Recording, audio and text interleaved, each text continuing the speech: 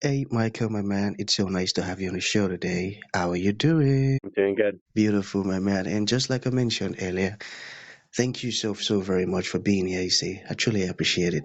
And you see, Michael, oftentimes I love to thank my guest for two things. And I do this so often to the point where it has become my anthem. So, firstly, I want to say thank you so very much, Michael, for investing in yourself. You see, you are on this platform right now because you did invest in yourself. And oftentimes, my man, I love to make reference to the amazing mango tree. You see, Michael, some couple of months back, I was on a particular road, and just by the roadside, Michael, there was this very tall, unattractive mango tree. And I use the word hmm unattractive because the mango tree's got no mangoes on it. The leaves were all dry. So I just walked past it and I went my way. But you see, Michael, just recently I was on that same road. And this time around, a lot's changed about the mango tree. The mango tree caught my attention pretty good from a distance. And immediately I got the urge to move so close to it. And then of which I hmm did, and it wowed me. Because now the mango tree's got a lot of mangoes on it. Beautiful green leaves and healthy branches. And not just mangoes now, Michael. I'm talking about ripe mangoes. It was such a lovely moment that day. I was so excited. Here is my point. The fact that you dedicated your time, energy, and resources to becoming the amazing Michael that you are today, that alone has made it really impossible for me to skip you. You see, and that's why you got the request from me to be on the show because I was attracted to the fruit of all that you're doing, your philosophies, your insight, the impact your work is having, how you're offering your solutions. These stuffs are amazing. And just before you got the request from me, I said to myself, I've got to benefit from these beautiful things Michael is doing. Not only me now, but even with the audience. And here we are today with the amazing Michael. So thank you so very much for doing that yourself. And secondly, thank you for saying yes to the invite. Because if you had said nope, there was nothing Elisha could do about it. Thanks so much, my man. Thank you for the opportunity. Beautiful, my man. So let's get started. You see, I'm quite excited to have you on the show today for some reasons. Firstly, my interest in knowledge seeking. I believe in order for one to transition from a terrible situation to that of a beautiful one, I believe it takes the application of knowledge, quality information. And you see, Michael, ever since I discovered that light in the Hebrew means knowledge and darkness means ignorance, I've been so keen to hmm knowledge seeking. Yeah, because I do not want to remain in the dark. So that's going to make our conversation today very important to me and even to the listeners. And the second reason why I'm excited to have the amazing Michael on the show is for the sake of the audience. You see, Michael, we live in an age where information is as abundant as grains of sand. You see, we've got lots of information flying out there. So these folks trust me for quality, eye-opening, and very important information, of which I am totally convinced that our conversation is going to be insightful and impactful. So, for that reason, my man, let's get started with your introduction. Talk to us about your personal or your professional journey, because right now we are so curious. We want to know how Michael got here. Then, afterwards, I've gotten some beautiful questions for you. Okay, Michael, over to you. Yeah. Well, I had a really great childhood in Southern California in Orange County. And things changed. I didn't know because I wasn't aware of it, but my father got diagnosed with cancer when I was on my 10th birthday. And he was supposed to only live for 2 years, but he ended up living for an extra 9 years.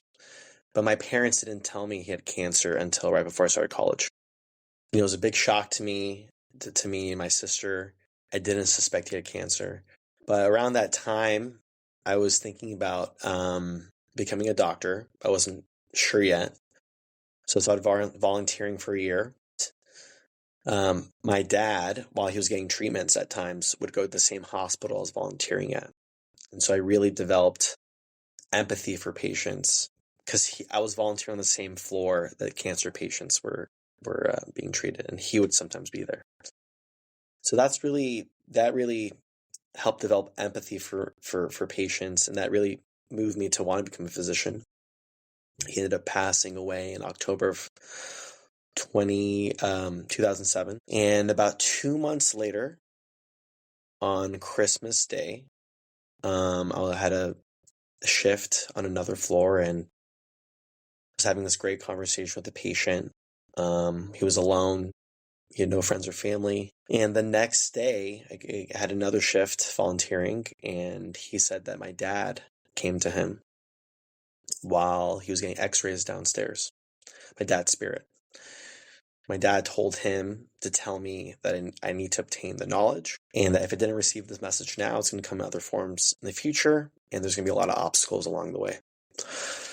Didn't know what this meant. I still think about it almost every day. But around 2 weeks later, I was looking for a research project to get into medical school, and found this professor who was doing research in acupuncture. And he said, you know what, I actually have a different research project for you. I've been funding a lab. I've been funding research for the past 10 years on this healing modality called pranic healing.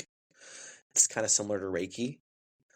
And my job was to do literature searches for about, I was doing literature searches to explain, what was going on. How were these healers able to heal cells from either 50 feet away or thousands of miles away? So I learned studies about, kids in China teleporting fruit flies in like an empty water bottle. A man in India not eating for 60 years, just doing photosynthesis with his eyes. All types of like unbelievable things that humans can do. And so that kind of sparked my interest in alternative medicine and integrated medicine. Eventually went to medical school, fell in love with psychiatry, and I went to the University of Arizona for residency. It was the only integrative psychiatry track in the whole country, and finished in 2020. And since then, the way I practice psychiatry is helping people to get completely better to the point where they don't see me anymore. They leave the clinic. So I do help a lot of people even come off of psychiatric medications. And over time, my work has become very spiritual. Even people that don't believe in God, I really try to get them to a place where they can go beyond themselves. Because I do think spirituality is a great tool, great psychological tool for overcoming or making meaning out of adversity. I'm now on the path of, while practicing psychiatry, I'm applying to become a rabbi. And my interview for rabbinical school is actually today, in about an hour and about less than 2 hours. So, yeah, that's kind of Amazing. where I'm at now. Yeah. Beautiful journey, and sorry about your dad. And I love the fact that you got the message. Okay, so there's this part I want us to talk on. All right. So for someone okay, let's begin first with this. Let's talk about your approach. All right.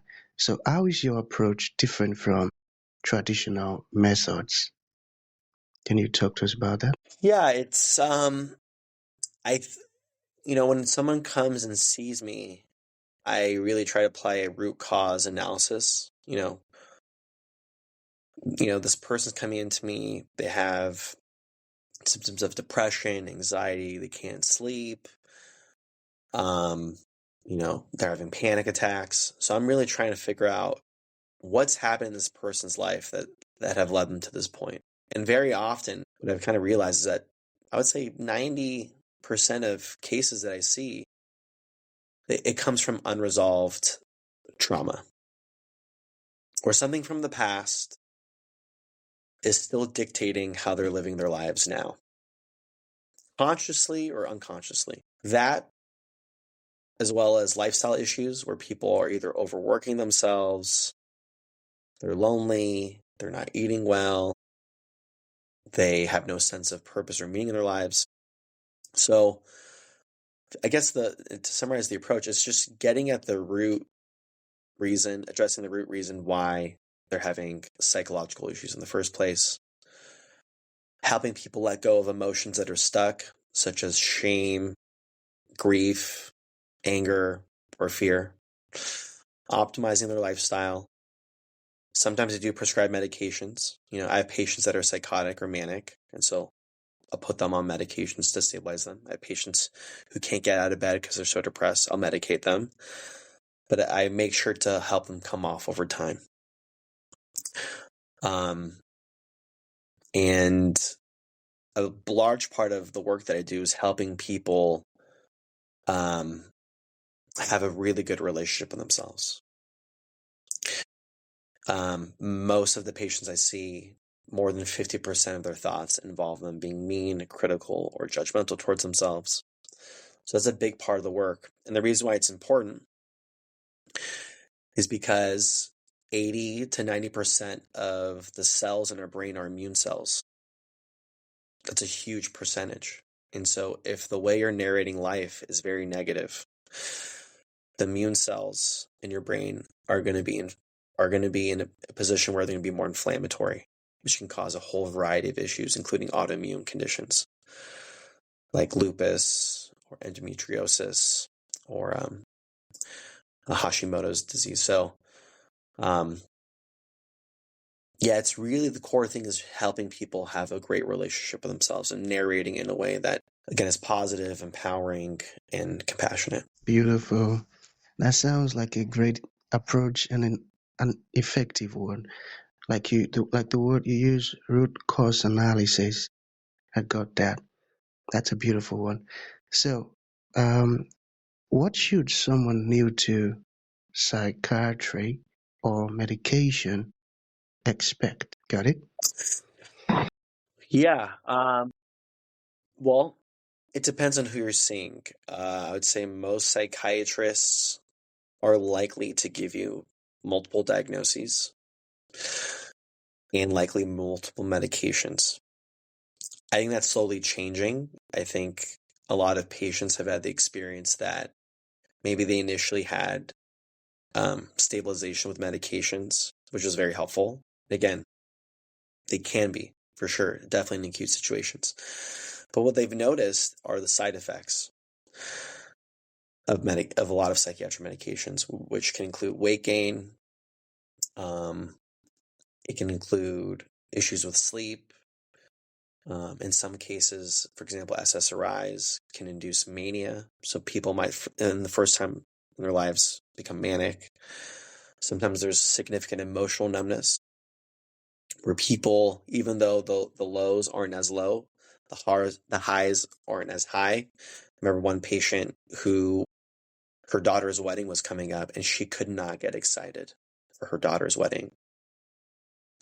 And as we tapered down on the medication, she was able to finally, express joy that her daughter was about to get married. And another thing that people should expect is that their body gets used to the medication, where if they do want to come off of it, let's say they're 1 year down the line of taking it, it might take a couple months, if not longer, to slowly come off. Wow, I got that. So there's this one I'm curious about. So how do you define mental illness? The way I like to define it is when someone has psychological, you can also potentially categorize it as neurological symptoms where it leads to someone not being able to function. They can't work, they can't think clearly, they can't socialize, their quality of life is significantly affected negatively. At that point, I would say someone is suffering from a mental illness. The difference between me and a lot of other practitioners that I know in my field is that I think typically mental illness is more of an acute condition while others might think it's a chronic lifetime condition where someone would need to be on psychiatric medications for the rest of their lives. Beautiful, I got that. So one more, then we're good to go. So I don't know how to pronounce this, but just bear with me, okay? Is it a problem to take SSRIs for life? You got it? Yes. It depends on the person. Because there's risks and benefits. The benefits, again, are, someone can have a more narrow emotional range where they don't get too much in their head, and they could, have a stable life. The risk are the side effects, which again, sexual side effects, weight gain, issues with sleep. Sometimes people feel a little dumber. And this is part of one of the longer risks is that there's animal studies that show that it can actually shrink your brain. Your brain atrophies, just like a muscle. When you don't use your muscle for an extended period of time, it's going to get smaller. It's going to atrophy. There is evidence that with SSRIs, it's likely inducing atrophy in people's brains. Again, this is a very slow process. But I've had a lot of patients who've mentioned that they feel like their memory isn't as good ever since they've been on SSRIs. So I would say that's the biggest consideration for potentially not being on it long term is the cognitive slow decay that some people do experience. And there's, again, animal studies that show that seems to be from atrophying of the brain. Wow. I never A knew lot of that. psychiatrists don't talk about this. Yeah, we don't really get educated on this. There's a book called Psychiatric Drug Withdrawal or Psychiatric Withdrawal, I think, by Peter Broukhim, which kind of goes into all this research, demonstrating that it seems to atrophy the brain. Boy, that's very educating. Thank you for sharing that with us. So to bring this to an end, Michael, what would you like to leave the audience with, like a final thought? And to those folks who like to reach out to you, learn more about what you do, or even ask questions, how can that be possible? I guess I think the biggest battle that we're all facing right now, especially in more developed countries, is our battle with technology. It's a great tool, whether it's our cell phone or AI. The problem I'm seeing is that people more and more are engaging life through their cell phones, where they get quick dopamine releases, and it's making them not want to engage their work, their family, their friends, lovers, their kids, getting information, getting in their bodies, connecting with something, beyond us. It's really slowly getting people disconnected from reality and from themselves. And so just really want people to look at and be cautious with how engaged they are with cell phones, because I see a lot of people losing their lives to it, and it's unfortunate.